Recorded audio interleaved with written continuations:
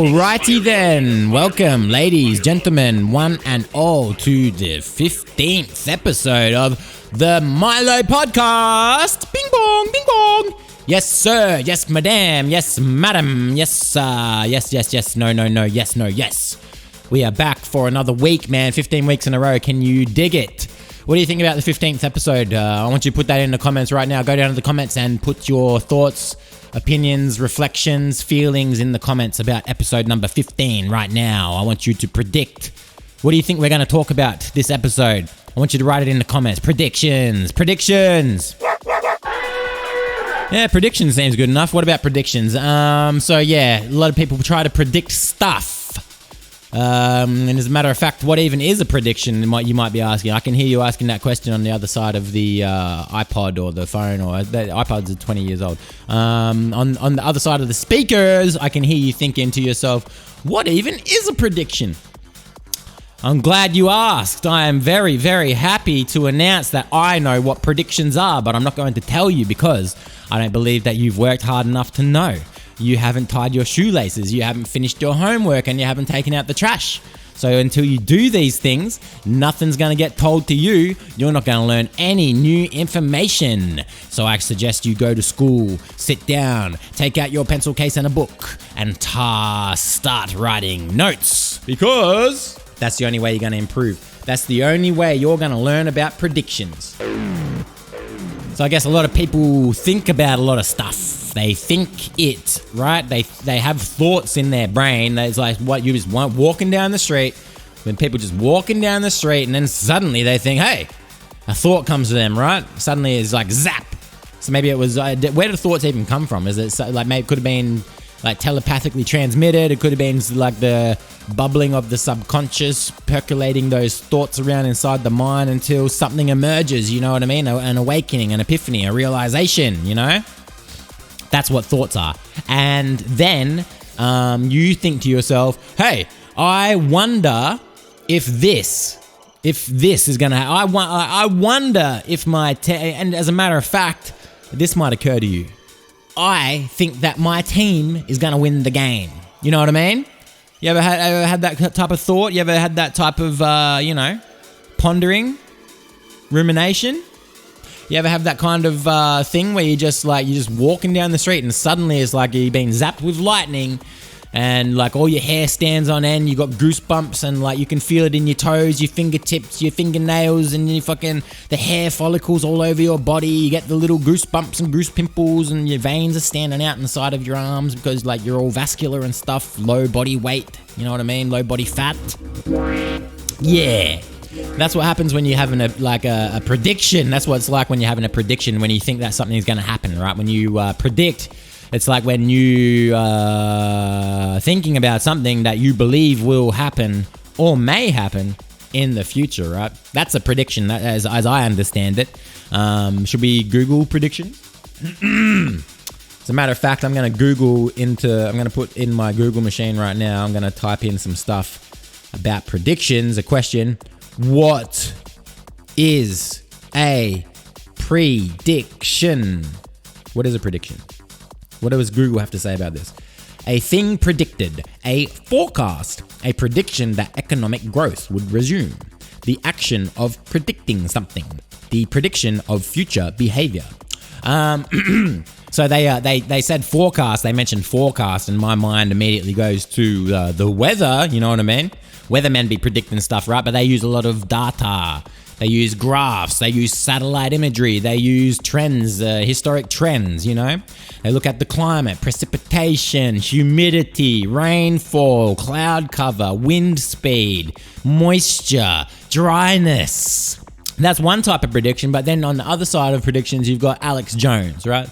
And he thinks that alien cannibal babies are going to molest your psychic powers and steal the blood of your newborns, feed it to the presidential electee, and invite the Bilderberg Society around for a secret blood feast. You know, that's another type of prediction. I guess some would say that that's based in reality. I guess that's what they would say, and some would say that it's based on facts and logic. But I I mean, who can really tell, right? And then there's other types of predictions. Like, I mean, that stuff seems far-fetched, right? That seems pretty far-fetched, right? But so does 40 on Sunday. You know? And I guess there's like another, so like you got predictions that are based on evidence, like the weather, the forecast, what it's going to be the next 7 days. It's going to be cold, it's going to be rainy, it's going to be hot, it's going to be whatever, you know, cloudy. It's going to be sunny, it's going to be overcast, it'll be whatever the fuck, man. Lunar eclipse, solar eclipse, meteorological type shit, you know what I mean? Meteorological stuff, babe. And then that's pretty well based on evidence, I guess. That's pretty well based on the facts. And then you've got like Alex Jones. It's just, as I said, some would say that's based on facts. I would say it's based on insanity. And then you've got like totally off the wall predictions like Confucius. So wait, did he predict anything? Or what's that other guy? Nostradamus. Yeah, that's right. I was trying to say Nosferatu, but it's Nostradamus, you know?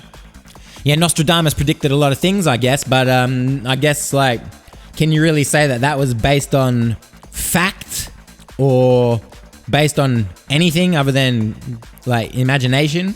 Let's have a look. I'm going to type this into my Google machine. What did Nostradamus predict? I wrote Nostradamus.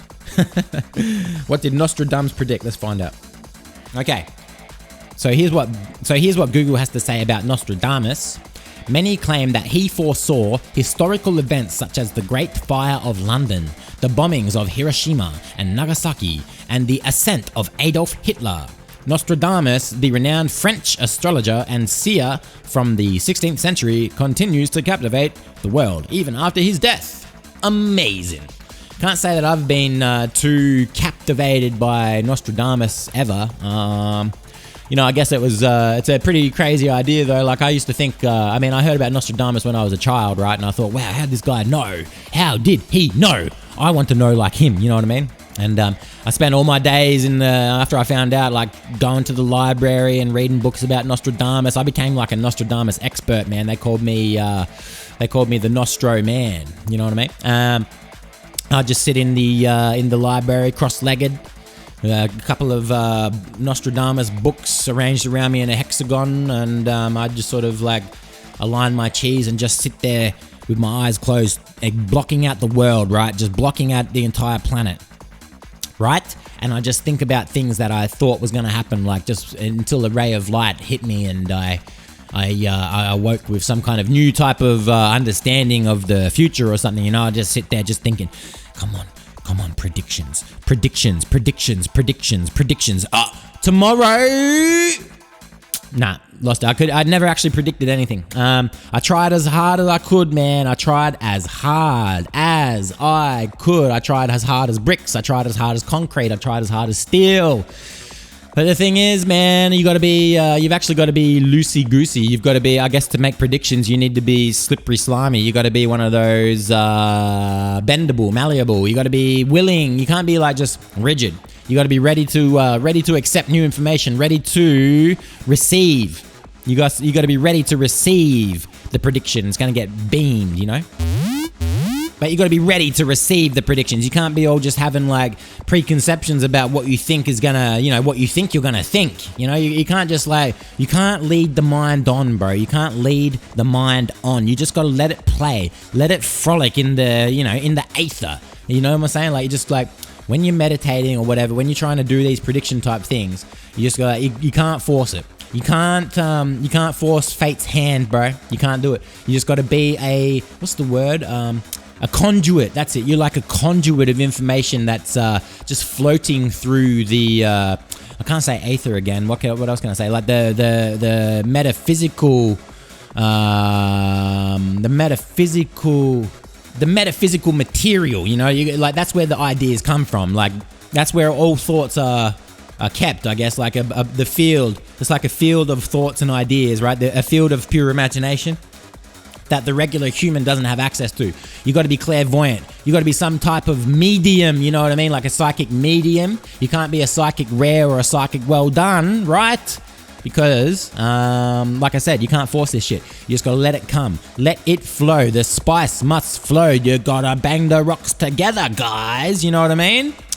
And once the thoughts start coming, they don't stop coming. You're back to the ground and you hit the ground running. Didn't make sense not to live for fun. Your brain gets smart, but your head gets dumb. So many thoughts, so much predictions, and they're all coming straight to my brain.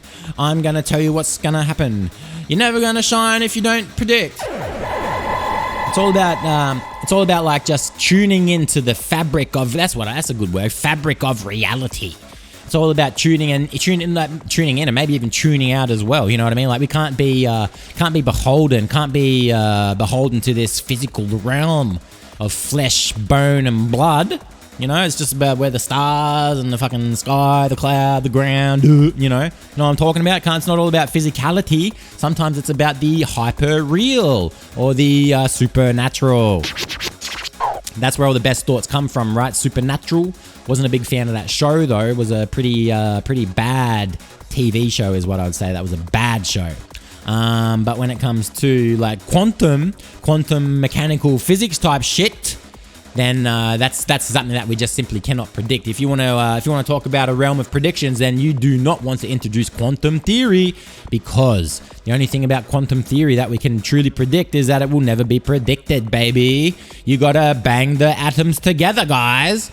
Yeah, all the subatomic particles, they always be wishy-washy type little dudes. You know, you can't trust them to do anything. You can't trust that they're going to follow a path. You can't trust that they're going to not blink in and out of existence, or, you know, do some kind of crazy crazy action at a distance with, what's that called? Spin, you know, like with atomic spin. Yeah. Have you ever heard about atomic spin? That's when, like, you know, two atoms, right? I'm not talking about like atom as in Adam and Eve. I'm talking about like atoms as in like the fundamental particle. Duh. You know that like atoms are according to science, TM, atoms come in pairs, right? Like so, and so atoms they're classified. Atoms have a trait or a what's the word? A characteristic. Atoms have a characteristic known as spin, and your spin is either up or spin down. And like I said, atoms come in pairs, right? So if this is the duality, the dichotomy of the atom, right? If one atom is spin up, then its counterpart is spin down. Did you know about that? And the thing is, it's like a measurable thing, apparently. Like, I don't know. I'm not a scientist. I'm not a physicist. I'm just a radical visionary, you know what I mean? Apparently, like, if you spin a top and then you spin a bottom and then they both collide, then you open your mind up wide, and that's where you've got to hide your thoughts and all your feelings and all that type of subconscious type shit. Just be spinning and twirling and winning and curling, you know what I mean? Like a curling up like a wave, like the edge of a wave, like a fractal wave, or like a spiral, the arms of a spiral galaxy, man. You know what I mean? That's why they say this shit is all relative. It's all like from the inner mind all the way up to the outer mind, the moon, the sun, the stars, space, galaxies, the universe. It's all one, man. As above, so below. You know what I'm saying? So let's go low. We go low. We go high. All my friends drive a low rider. So yeah, a lot of people predicted a lot of different shit, I guess, but how much of it has really come true? You know, there's a lot of psychics out there that say that they can tap into the madness or whatever. They can tap into the things that we can't, right? I guess that's why they call them mediums, because they're like a bridge between us and the crazy ass world. I don't want to call it the spirit world. I don't want to call it like the quantum world. Let's just call it the realm of uncertainty. Yeah, I guess that's what these mediums are like. They're like a bridge. They're acting like the conduit. You know what I mean? And like the crazy ass information from the realm of uncertainty, just like every now and then it breaks through the fabric of our dimension, and then like the parallel type of thoughts come processing through into these mediums' brains, and then they are able to communicate that very vital information to us. You know what I mean? telling us important things like where kidnapped people are, or what the lottery numbers are going to be, or check the horoscopes. That's another one, right? Horoscopes, hey? Astrology, bruh. Astrology. I remember when I was a little baby boy, I used to grab the local newspaper, right? Right? Remember the local newspaper, the old Barrier Daily Truth, mate? No lies in there, nothing but facts. No fiction, motherfucker. The Barrier Daily Truth is a non-fiction publication. And yeah, I'd be going and reading the most important parts of that paper, like the comics, reading old Wizard of Id, man. What a classic banger. Or BC. I love BC. That shit was so funny, man. I love BC. Dennis the Menace wasn't too bad. Not too bad. And what was that one? Like Herman? Was it called Herman? Right? I think it was the makers of the Far Side comics. Didn't he also do that? Herman? Is that the name of the comic? Do I got to Google this one as well? I'm going to type this one in. Newspaper comic. Herman. Is it real? Am I making no? Yeah, Herman. Yeah, Herman. I was right about Herman. That was some funny shit, man. Herman, bruh. What other good? Oh yeah, Andy Capp, bro. Andy Capp. You can't beat Andy Capp, man. That was like I'm pretty sure that was like based in Ireland or Scotland or something like that. Like he was an Irish drunk, or maybe it was in UK or something like that. But that shit be hitting down under, bruh. Because we'd be like the little version of the UK over here, or maybe the big version, because like our landmass is way huger. You know what I'm saying? Don't know about the population. If you combine like Scotland, Ireland, and the UK. Wait, hang on. Let's check that out. Man, this is I need Jamie. Jamie, pull that up. I need Jamie to pull up all my stuff. Population of the UK. Yeah, man, that's fucking 67 million, dude. Australia's only 26 million, man. That's fucking rookie numbers. How do they get 60 fucking whatever million people in that tiny little patch of grass that they got over there, man? It's crazy. Compared to Australia, it's a giant fucking place. So yeah, like you had BC, Wizard of Id, Dennis the Menace, Andy Capp, Herman, Garfield, you love Garfield, I love, who doesn't love Garfield, man? I hate Mondays, where's my lasagna? Oh, Odie, you're an idiot. Oh, here comes Pete, is that his name? John, no, here comes John, you're an idiot, gotta love Garfield. But yeah, so I'd flip through the newspaper, the Barrier Daily Truth, 100% facts, non-fiction, you know what I'm saying? And I'd read the comics. I'd check out the classifieds. Got to see what people are selling around Broken Hill. Might see a crazy-ass guitar. Could see a bouncy castle. Could find a ute, a disused ute. Might even find the cheap house there, you know what I mean? Garage sales. People selling the bric-a-brac. People selling the used, the cutlery and fucking glasses and glassware. Yeah, glassware and home decor. Maybe some power tools or a motorbike. I used to go to the garage sales with my grandparents. Rest in peace, my lovely grandma. I love you, grandma. Rest in peace. And my grandfather, who is still alive. And God bless him. They used to take me to the garage sales, and I used to have a bowl, man. They give me $5-10, and I could pick up some if I was really lucky, I got some like a Game Boy game or a Super Nintendo game here and there.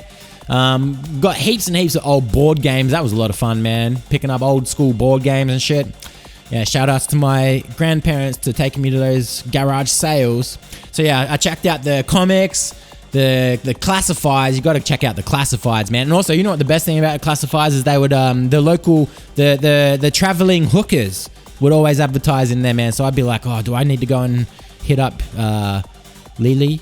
Should I go and hit up Lily? She's only in town for a week. That's what I'd be thinking to myself. So yeah, the comics, the classifieds, and you can't forget the other most important part. What's on at the cinema? So I'd be checking out, screening times for Alien 4 Resurrection, or screening times for the Pirates of the Caribbean, or screening times for the motherfucking Iron Man 2, or Predator movie, or whatever the fuck, man. A bunch of shit. It was always shit. But it was always fun to go and check out those crazy teen comedy movies with your friends, or like Final Destination or something. Like we all go into the cinema, cause an absolute ruckus, make absolute monsters, menaces of ourselves, Milo the Menace, you know what I mean? And ruining everyone's experience of the film, being loud and being boisterous as teenagers do when you're 14, 15, 16, you know what I'm saying? So yeah. But then after reading all that, I would finally hit the horoscopes. You know what I'm talking about, baby. The horoscopes. I'm all about that astrology shit. Yeah, I'm a Leo, so that means that I've got a very warm personality. Got a giant penis, and I've got a real big heart. And I'm born in August. Everyone knows that about Leos, right? So yeah, before I walk my way onto school in the morning or whatever, I checking the horoscopes out. Today you will meet your maker, so you better fucking eat little lunch, right? You better eat little lunch because it might be the last fucking thing you eat. Or some other horoscope might say, the star is in the sign of the planet of the fucking retrograde, this, that, fucking whatever, mate. You know what I'm saying? I mean, who really cares? Who really cares? How accurate were those predictions? You know what I mean? How accurate were those predictions? I want to know how accurate the predictions are. I wish that you could pull up like statistics. Maybe like, well, I suppose you don't need to pull up statistics, but you could probably like research it yourself if you got like 100. Or 100 is probably not enough. I mean, they release a newspaper every single day, right? The Barrier Daily Truth. It wasn't Barrier Weekly Nonsense. It was Barrier Daily Truth, right? So, I guess they're releasing like pretty much a new edition of that virtually every single day. Fuck, man. How did they fill that fucking newspaper up with so much trash? Like, how did they even know what was going on in the town, man? Like, there's not that much news, man. There's not enough things going on. Like, there's nothing happening in Broken Hill. Darren Manuel, how the fuck did you fill that fucking rag up with shit every single day? Oh, I guess I know the answer to that because I was in that paper once with my band. I mean, for the band. And it was like, hey, local bald kid goes to Japan to play death metal music. Hurrah! But yeah, back to the predictions. Like what you could do if you wanted to verify the accuracy of the horoscope predictions is like get. I was gonna say like 100 newspapers, right? 100, but like if they release like more than 300 newspapers a year, then fuck, man, what do you want to do? Get like 10 years of newspapers or something, and then like read all of the horoscopes, and then try to work out if there were any reports of like any of them come true. Did any of those horoscopes come true? Were those predictions accurate? I guess maybe yes, maybe no, depending, right? I mean, you cast a wide enough net and you're gonna catch some fucking life forms, bruh. You're gonna catch some morsels. Or if you, what do they say about a broken clock? It's right at least twice a day or some shit. Not a 24-hour clock, but a 12-hour clock will be, right? Right? So you got a busted ass digital clock, man. What if it's a broken digital clock? Like it might just display fucking random ass times all the time, and the likelihood of it ever being correct would be way dramatically less. And then you got other types of psychic type dudes or whatever, like the ones that do it for clout, ones that do it for fame, which is all of them. You know what I mean? All of those people. Fortune tellers. How about fortune tellers with the crystal ball? The ones that go in traveling carnivals and you go into their little tent or their booth or whatever, and you ask for your palms to be read, or they look into the crystal ball and they fucking try to contact your dead relatives, right? Or you got people like John Edwards, right? John Edwards, you can cross over with him, and he will he'll cold read anyone, man. He can contact the dead, bro. He'll be delivering messages from your absent father to you. Like, I sense that someone died. I sense that you know somebody and they're dead. And that's me. I know someone and they're dead. Oh, and there's a man. Yeah, they were a man. Oh, well, look at that. I'm a fucking psychic. Right? See, that's why there's people out there like James Randi. Is that his name? James Randi? Okay, Jamie, pull that up. James Randi. This is we're setting a record for the number of Googles in a episode of the Milo Podcast. Bing bong, bing bong. James Randi. Yes, James Randi.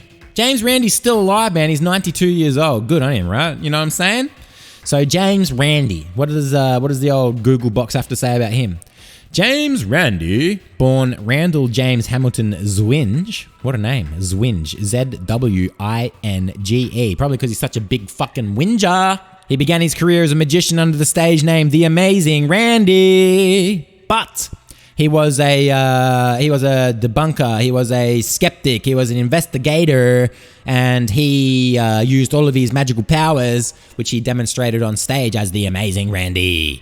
He turned his powers of deception that he used on stage. He would later turn his focus and use his powers against the very people that would have considered him their peers. They considered themselves his peer, right?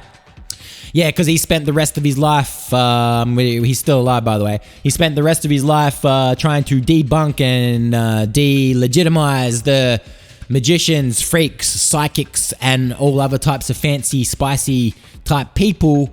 I believe that he also issued a number of bounties for anyone that could demonstrate their psychic abilities or supernatural powers in controlled conditions. And to this day, no one has been able to claim the $1 million prize. You know, if they were so, I've watched a couple of the attempts, right? I've seen some attempts of these psychic frauds and phonies to perform their psychic powers and exhibit their, clairvoyancy in these controlled environments, like on stage and shows that James Randi has hosted and presented. And without fail, they have always failed. Without fail, no one has won yet. You know what I'm saying? And you would think, if they were that psychic, they were that smart, that clairvoyant, that they could have predicted their own outcome. They could have predicted their own failure. There's one that comes to mind where a dude is like, he's trying to. This guy, he fooled people by allowing them to believe. Leading them to believe that he could move pieces of paper with his mind, like telepathic ability, you know what I'm saying? Telekinesis, right? In reality, what he was doing was pretty sure that he was using his nostrils or mouth to blow on the paper, and he was also using static electricity to make the paper move, right? And so that one comes to mind because James Randi got that guy to come onto stage and perform his psychic stuff. And the guy was like, he really actually gave it a go, man. It's pretty, like, embarrassing. It's cringe, man. It's cringe. The dude, like, he sat down and he was like, okay, I'm going to make the paper move. He sat there focusing, and nothing happened, right? And then, like, I think he blamed the lights and he blamed the cameras and he blamed this. It's like, bro, how come you couldn't predict this outcome? How come you couldn't, if you're so smart, why didn't you know that the blah, blah, blah was going to make the blah work or not work or whatever the fuck? You know what I'm saying, bro? Duh. Time to get a rain check on those powers, man. You should go and return your magician card and get a refund, bitch, because you ain't doing no more magic as long as James Randi's on the case, bruh. You just got debunked. Myth busted. You know what I'm saying? So yeah. But I mean, just before this, I started recording this episode. I started to get like a little bit of a sensation. Like it started in the sort of the back of my neck where my head meets my neck. You know, like sort of probably my brainstem or something like that. It started off as just like a sensation. I can't describe it. And it developed into like just like a warmth, just a warm sort of static electricity, a warm feeling, like, I don't know. And then it's over the course of this episode, it's just been building and building and building. And I don't know if it's like, I think I might be like, actually, I'm just going to close my eyes and I think I can see something. Like hang on, if I close my eyes and I put my hands up to my head, like I can actually feel, like the sensation's getting stronger, and like I can see like a glow even with my eyes closed, and I think I'm having like a vision. Hang on, it's coming to me. It's coming to me now. It says, I'm seeing words, glowing words. Yes, and they say, it's time for a musical number. Milo, please play this song on the air next time you're recording a podcast. Oh, fuck! What was that? Oh, I don't remember anything, but I think it's time for me to go into a musical number right about now. And so we're going to play a song with music right now.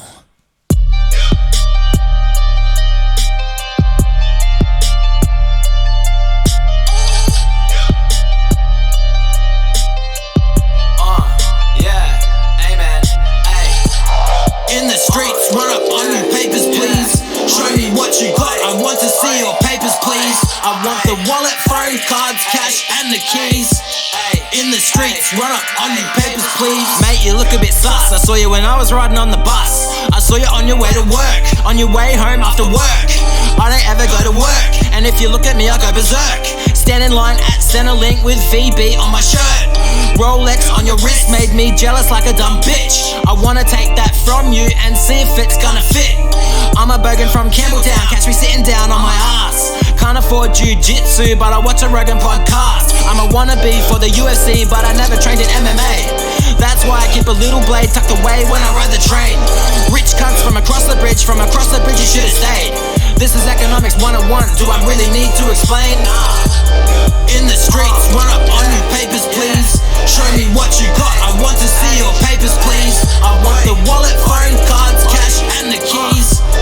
In the streets, run up on your papers, please. I don't see it in Adidas, I don't see it in the Asics. Gucci on your shoe, Louis on your belt, basic is what your taste is. Running down to Dan Murphy's or Liquor Land and grab a couple cases. Cold chisel on my AirPods, tied up at home at least 3 dogs. Dead of night at the train station, I might knock you down for your Reeboks. Smoking green so loud, it make the bong sound like a tree frog. Doing up the old shit box, got a Skyline from 89. Big loud new exhaust, costs about $1,000 just for the pipe. Can't afford no petrol, so it's getting rusty in the yard. And the last time that I had fuel, I couldn't even get the cunt to start. Riding around with the windows down and I'm listening to the hoods. Golden era, all I know, cunt, cause all I know is what's good. In the streets, run up on your papers, please. Show me what you got, I want to see your papers, please. I want the wallet, phone, cards, cash, and the keys. In the streets, run up on your papers, please. Papers, please. Papers, please. Show me what you got, I want to see your papers, please. I want the wallet, phone, cards, cash, and the keys. Papers, please. Papers, please. In the streets, run up on your papers, please. Show me what you got, I want to see your papers, please. I want the wallet, phone, cards, cash, and the keys. In the streets, run up on your papers, please.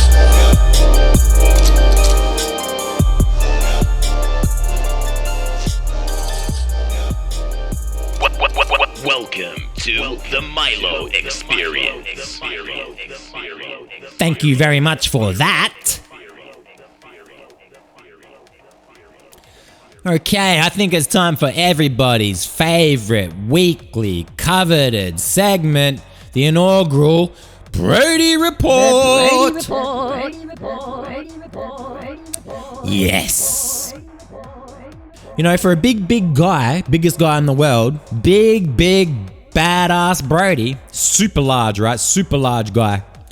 He's actually really good at hiding. I don't know if like he has the ability to turn invisible. Some people have speculated that, you know, if he saunters off into the corner somewhere and just doesn't make too much noise, that he might actually turn invisible. He might actually manipulate the reality of the people around him so that those people can no longer observe him. You know what I mean?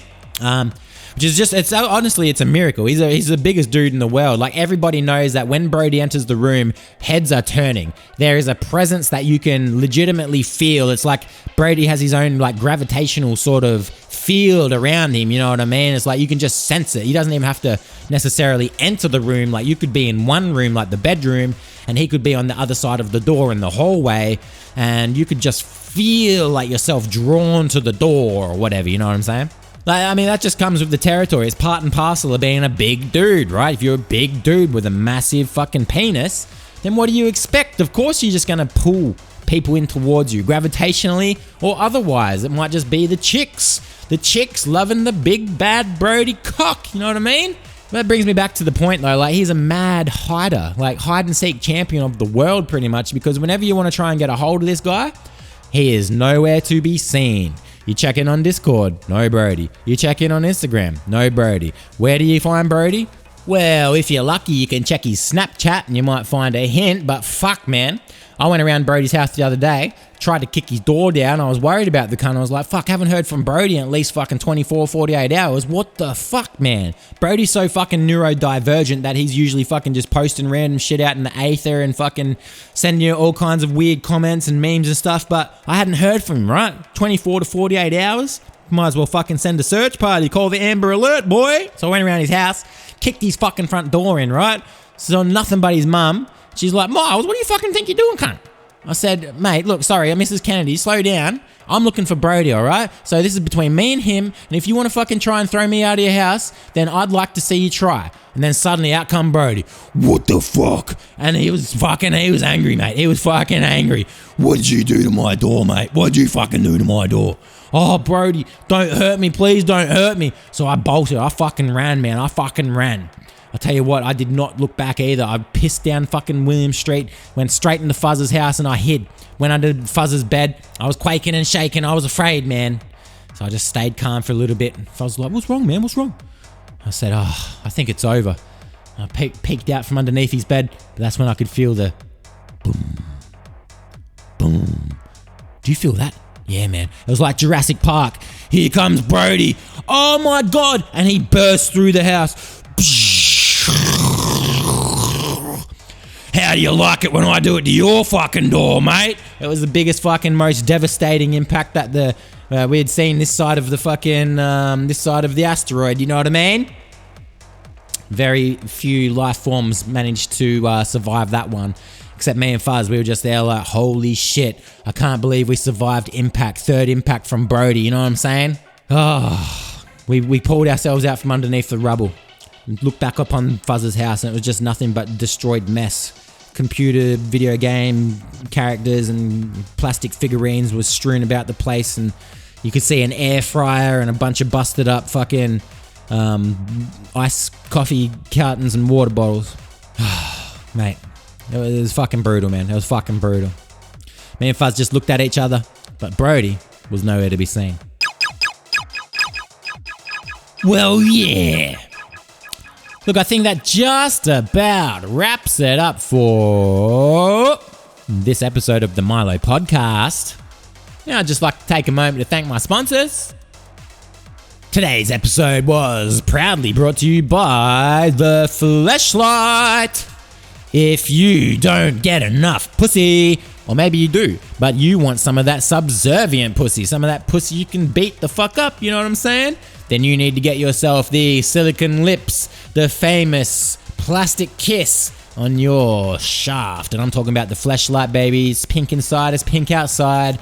Comes with different end fixtures. You can fix the anus. You can fix the vagina. And lastly, there's the mouth. Oh yeah, that's my favorite. So yeah, if you want to get rootin' and tootin' a plastic tube, then you need to go to the Fleshlight website and type in the Milo Podcast at the checkout to receive 15% off your fucklight.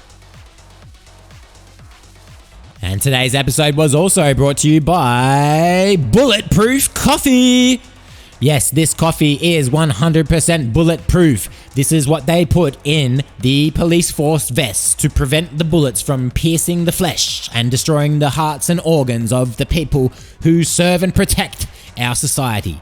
Bulletproof coffee is your brain feel like it's going to sleep all the time, and nothing except a 6-shooter to the skull is going to wake it up. Then what you need to do is get some bulletproof coffee into your bulletproof coffee machine and drink that shit into your mind. Get the synapses firing, the neurons cracking, and all this shit back into action thanks to pure black coffee. Bulletproof, baby. No mold, no mycotoxins, no mites, and no whatever the fuck else, bruh. You know what I'm saying? Organically sourced, single origin, whatever.